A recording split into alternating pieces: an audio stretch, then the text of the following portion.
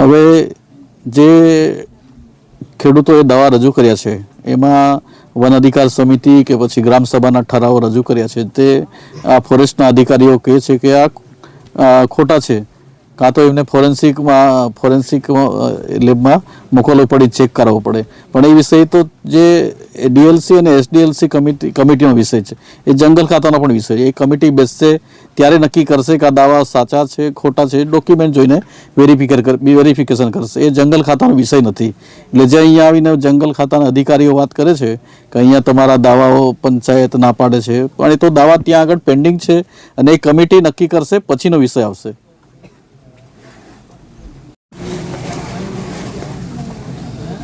આજે અમે સાગબારા તાલુકાના જે 12 ગામના ખેડૂતો અહીંયા ખોપી ગામ નજીક ધરણા પર બેઠા છે એના માટે અમે મુલાકાત માટે આવેલા છે અને એમના સમર્થનમાં આવેલા છે. એમને આજે લીલાબેન વસાવા છે જે એમને 14મો દિવસ આજે ઉપવાસનો થયો છે. સાથે અમારા આગેવાન સુરેશભાઈ છે. તો સરકારને અમારી તો એ જ માંગ છે કે જે અહીંના 12 ગામના લોકોએ જે દાવા કર્યા છે, જે પણ દાવાઓ ટ્રાઇબલ સપ્લાન ઓફિસ હોય કે પછી ડીએલસી એસડીએલસી કમિટી જ્યાં આગળ રજૂ કર્યા છે અને એ દાવાઓ પેન્ડિંગ છે, એટલે સુપ્રીમ કોર્ટ હાઈકોર્ટનું પણ ગાઈડલાઇન્સ છે કે જ્યાં સુધી દાવાઓ મંજૂર ન થાય, પેન્ડિંગ હોય ત્યાં સુધી અહીંયા જંગલ ખાતું કોઈ ખેડૂતને જમીન ખેતી કરતાં અટકાવી શકે નહીં.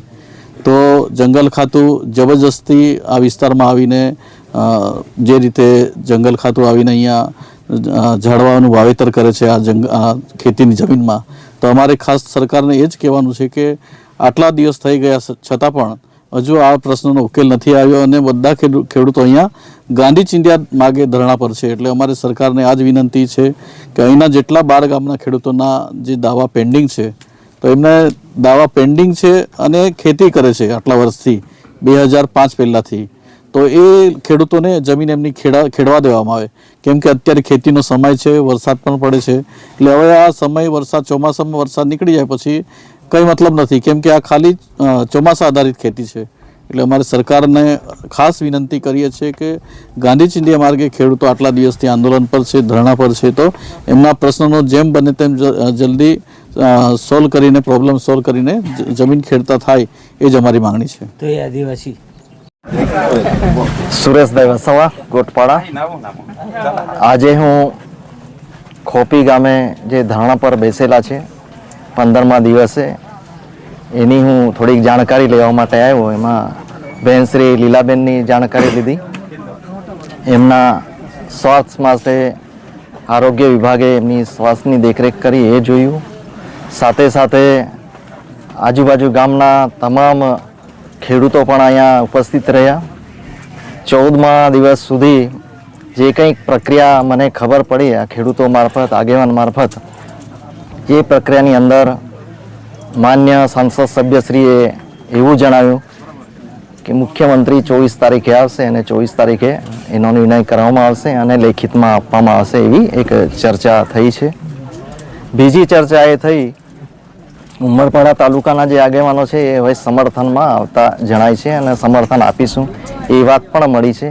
એટલે મને લાગે છે આ જે ધારણા અને જંગલ જમીનનો બહુ મોટો વિષય હતો એ ધીરે ધીરે સોલ્વ થતો થાય છે. અધિકારી તરફથી બી આપણને સપોર્ટ મળતો જણાય છે, આરએફઓ તરફથી બી મળતો જણાય છે, ડિપાર્ટમેન્ટ તરફથી બી આજે સહકાર મળતો જણાય છે.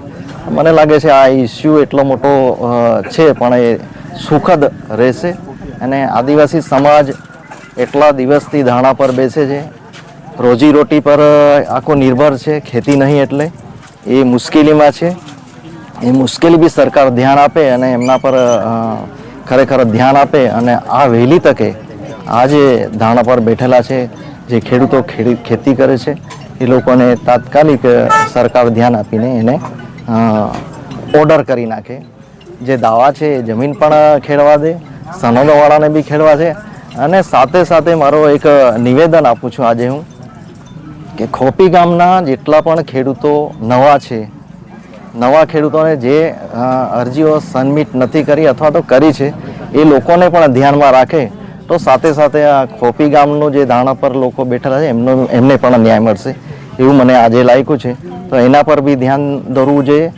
બીજી વસ્તુ એ મળી છે મને કે મહારાષ્ટ્રમાંથી લોકો ખેડવા આવે છે એ વસ્તુ ખેડાવાળા માણસો મહારાષ્ટ્રમાંથી નથી, એ પણ જાણવા મળ્યું છે.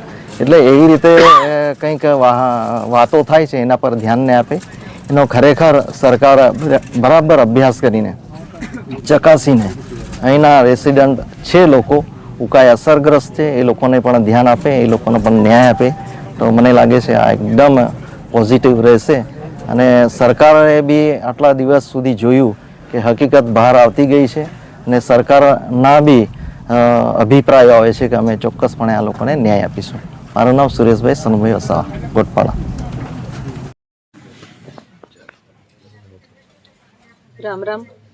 આજે સાગબારા તાલુકાના ખોપી, નાલ સહિતના 12 ગામના ખેડૂતો જે ધરણા પર બેઠા છે અને અમારા લીલાબેન વસાવા કે જેઓ છેલ્લા 14 દિવસથી આજે અન્ન જળનો ત્યાગ કરીને આ જગ્યા પર ધરણા પર બેઠા છે, અનશન પર બેઠા છે, ત્યારે ગુજરાતના માનનીય મુખ્યમંત્રી શ્રી વિદેશ પ્રવાસે હોવાથી 24 તારીખ સુધીમાં આવી જવાના છે અને આ વિસ્તારના જે સાગબારા તાલુકાના ખેડૂતોના જે ખેડવા માટેનો જે હક માટેની જે માગણી છે એના માટે લઈને સરકાર દ્વારા પણ ખૂબ જ પોઝિટિવ નિર્ણય કરવામાં આવે.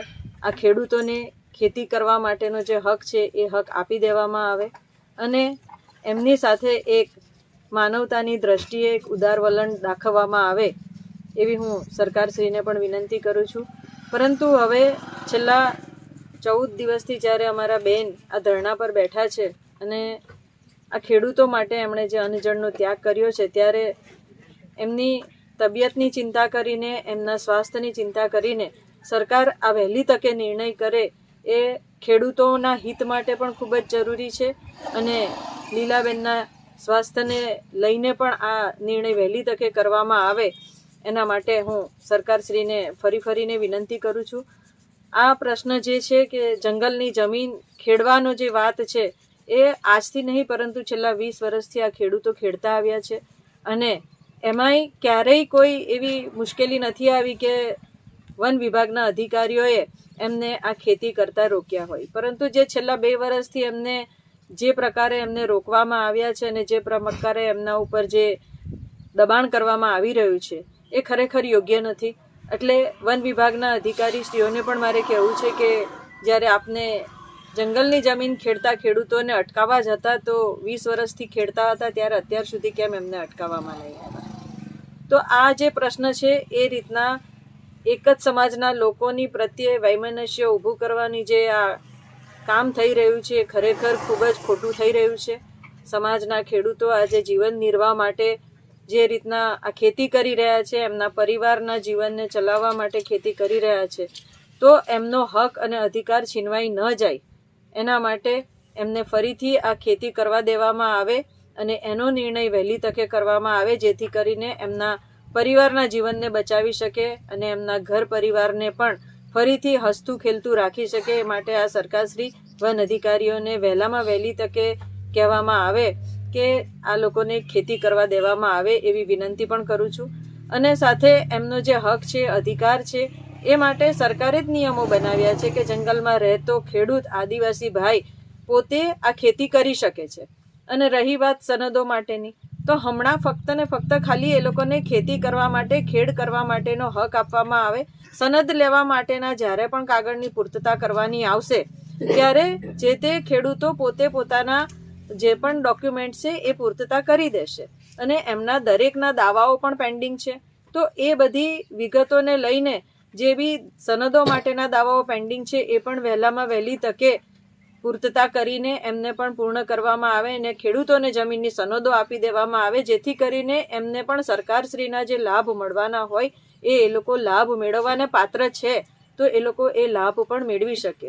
અરે સામાન્ય જનજીવન ગુજારતા મારા આ આદિવાસી ભાઈઓ બહેનોની જે પરિસ્થિતિ છે, અત્યારની આ પરિસ્થિતિ, દયનીય પરિસ્થિતિમાં વહેલી તકે નિરાકરણ આવે એ જ જરૂરી છે. ત્યારે માનનીય મુખ્યમંત્રીશ્રીને ફરીથી વિનંતી કરું છું કે આપના તરફથી વહેલામાં વહેલી તકે સરકારશ્રી તરફ દ્વારા આ નિર્ણય કરવામાં આવે અને અમારા ખેડૂત ભાઈઓના હિતમાં નિર્ણય કરવામાં આવે એ અત્યારના હાલના તબક્કે ખૂબ જ જરૂરી છે.